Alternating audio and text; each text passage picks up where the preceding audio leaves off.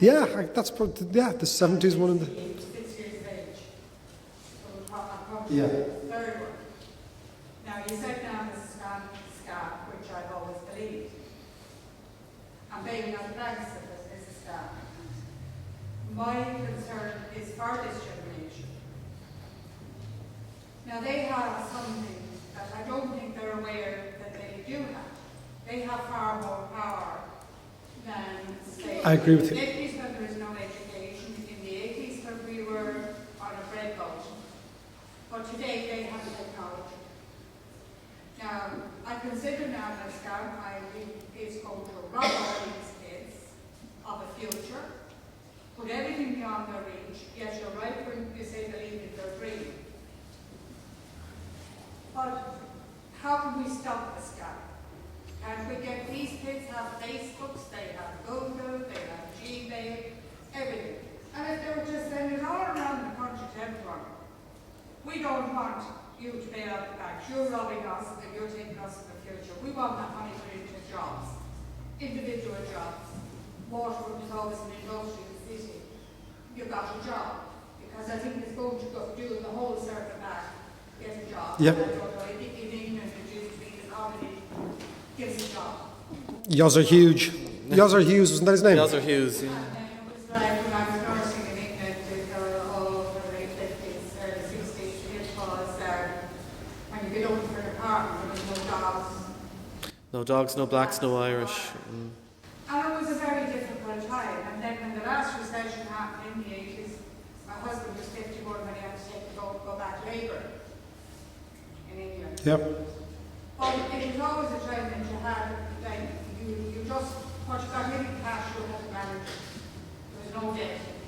And it served us well, the older generation, and that's what we did. But these kids have a power.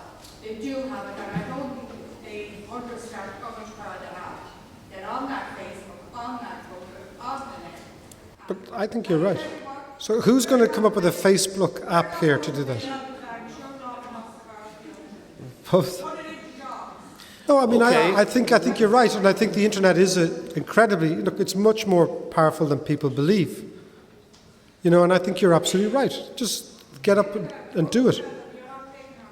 Yeah. Is it something that we've forgotten in a way, David? Kind of people power? You know, are we activists anymore? There's the answer. There you go.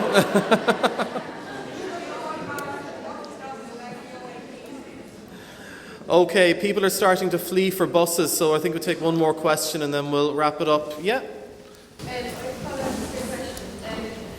the past year and a half, everyone has been criticising the government over their budget cuts due to the recession.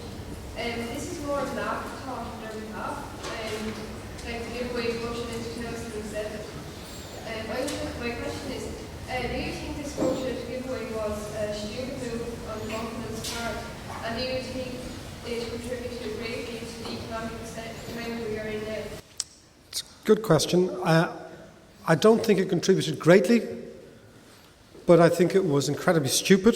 I will remind you who signed that budget. It was a guy called Brian Cowan, who apparently is leading the country at the moment, but is to be seen in public houses all over. No, he's not.